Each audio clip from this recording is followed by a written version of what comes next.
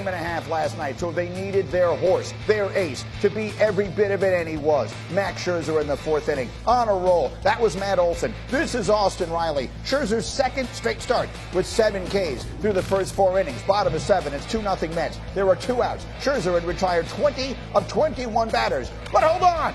That's Austin Riley, and the plot thickens as he finally catches up to Scherzer. Braves cut it to a 2-1 deficit. 2 batters later, the tying run is on. Scherzer's still on. Eddie Rosario. Down he goes. Look at the emotion from Scherzer. 7 strong. 3 hits, 1 run, 9 strikeouts. Mets up 2-1 when he leads. Top of 8. Same score. Nobody on. Luis Guillorme. He gets all of that one, leading off the frame with his 9th home run. Scherzer says, oh, we love the insurance, and the Mets go on to get one they need behind their ace. 4-1 is the final. The Mets' division lead stretching back to 2.5 games. Again, they entered just 1.5 up. That had been their smallest division lead since April 16th.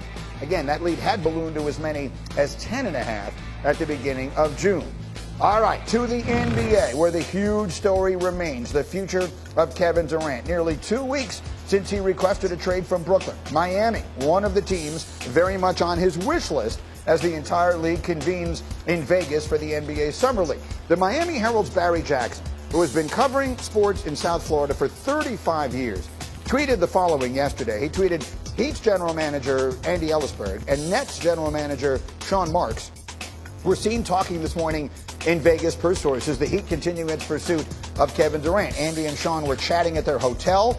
Heat are determined to exhaust all options to acquire Durant before pursuing anything else significant. So for the second time this morning, I say, the plot thickens. And for the first time, I say, Nick Friedel, catch us up. You're there in Vegas. We know that Miami has been one of the target spots here. Should they be considered right now in the lead as contenders for KD? No, because Greeny, on paper, they don't appear to have what the Nets are looking for right now. But Pat Riley is a wizard. He always seems to find a way. And somebody told me at Thomas and Mack Center last night, Pat's 77 years old. He desperately wants one more title before he retires, he gets out of the game. And from a basketball standpoint, Greeny, I have long felt that Miami was absolutely the best fit for Kevin. Because Kevin is that dynamic scorer that Jimmy Butler needs next to him to get the Heat over the hump. I've covered Jimmy since he came into the league. He is a fantastic player, but in my opinion, this is a guy who needs that guy who can pour in 30 next to him. We've seen him take teams to the finals. I know people will hear that and say, no, Jimmy can do it. But he hasn't been able to do it yet because he hasn't had somebody as dynamic as Kevin next to him. Kevin has a history with Jimmy going back to the Olympics. They played together.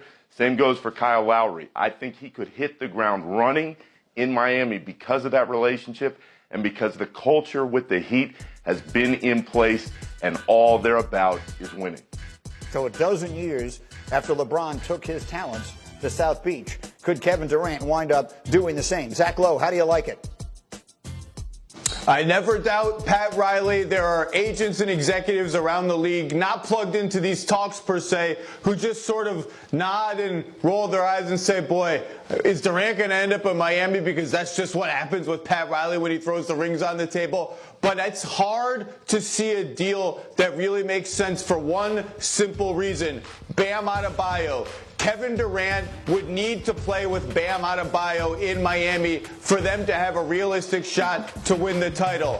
The Nets would not do a Miami 1-for-1 trade without Bam Adebayo in the deal. Tyler Hero and 3 first-round picks and some swaps and some salary, that's not enough to get it done. Bam Adebayo problem number 2. He and Ben Simmons can't play together in Brooklyn because of an arcane salary cap rule that we won't even get into. So then you start saying, wait, can we send both Durant and Simmons to Miami and who goes where and Bam goes where? And then your brain starts to break because it just doesn't work for either team. If the Heat can pull this off, I would be surprised. I don't doubt them. But to me, if I'm Kevin Durant and I'm the Miami Heat and we're coming together to try to win the championship, Bam Adebayo has got to be on that team. And I'm just not sure I see a pathway to that happening. But again, Pat Riley sees many, many pathways. And if he doesn't see a pathway, he just opens one up chop the bush away with a machete.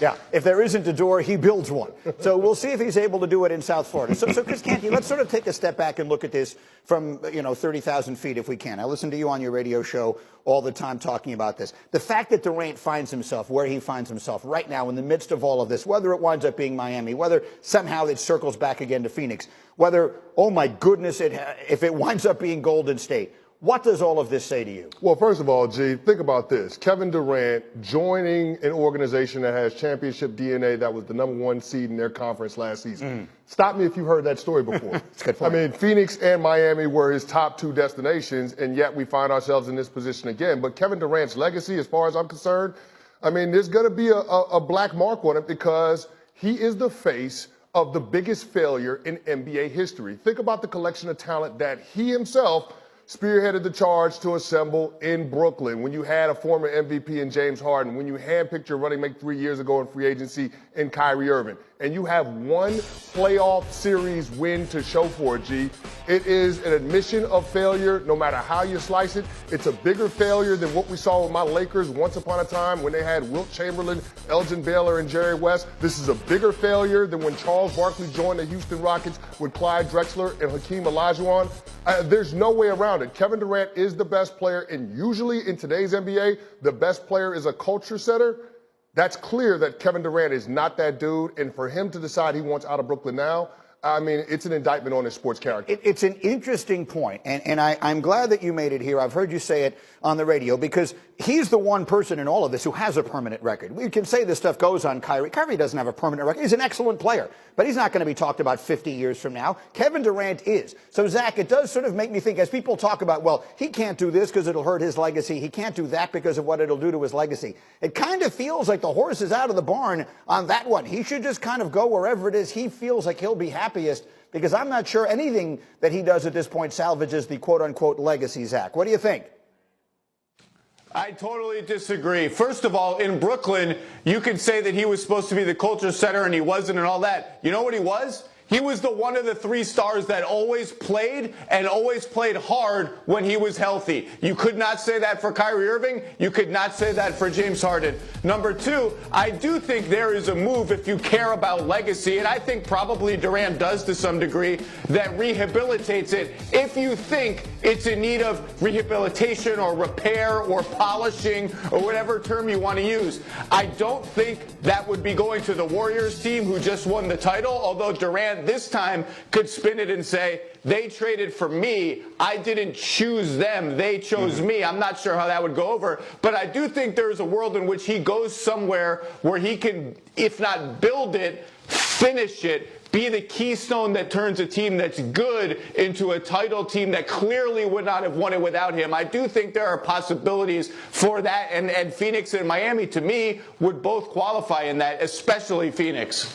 Wow, really interesting. I want to put a bookmark in all this and come back to it, but let me give you a quick final thought on it, Chris. Go. Yeah, I hear Zach's point about how well Kevin Durant played in Brooklyn, but the biggest thing that Kevin Durant should have done is hold his teammates accountable, and that being Kyrie Irving, the guy that he decided to team up with in Brooklyn in order to make it a championship organization. The fact that he didn't do that is what undermined the entire situation. Friedel, final word, go. Isn't that Kyrie Irving's fault? Isn't that on Kyrie Irving? I agree some of it has to go on Durant, but why are we focusing this discussion on the guy who played and not the guy who didn't play? To me, that's on Kyrie more than anybody else. But Zach, Kyrie Irving's biggest leverage point was Kevin Durant being as good as he was. That's it. Go ahead, Friedel, put a final word on it. The biggest thing you have to remember, guys, is that the Nets organization loves Kevin Durant. He showed up every day and was a culture setter for that team, game after game after game. The biggest question Kevin's going to have to answer, legacy-wise, is why he attached the end of his prime to Kyrie. And the answer you get when you talk to people who know him the best is because he's close with him. They're very close friends. But in the end, the relationship in Golden State had run its course. And with Kyrie, it never worked because they couldn't count on him night to night. And that's the question that will hang on the end of Kevin's legacy.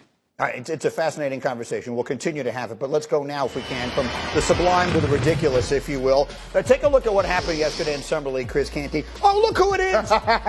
Richard Jefferson. Let's go. He's officiating a Summer League game. Here he is early getting a call, right or wrong. I don't know. We got the Knicks taking on Portland here. Everybody's arguing with him. He's checking with other people. The fans are all over him. Tom Thibodeau's giving him a hard time. Poor RJ's just out there trying to do his job. All right, later in the quarter, watch this. This is clearly a three, right? Isn't RJ supposed to go up like this, right? Where's the one hand? Where's the other hand? RJ's got the best seat in the house, Greeny. He's checking out the game. He's not doing his job officiating. The second time, he actually did it. And later on, he owned up to his mistake.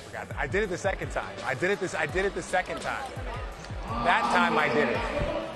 RJ having some fun. He actually went to referee school or whatever, the officiating seminar it is to be ready for that. Good fun being had by all yesterday there in Vegas, and so we will continue with that. All right, coming up, back to KD will go. His soon-to-be former running mate. We will tell you the only way that Kyrie can emerge from all of this.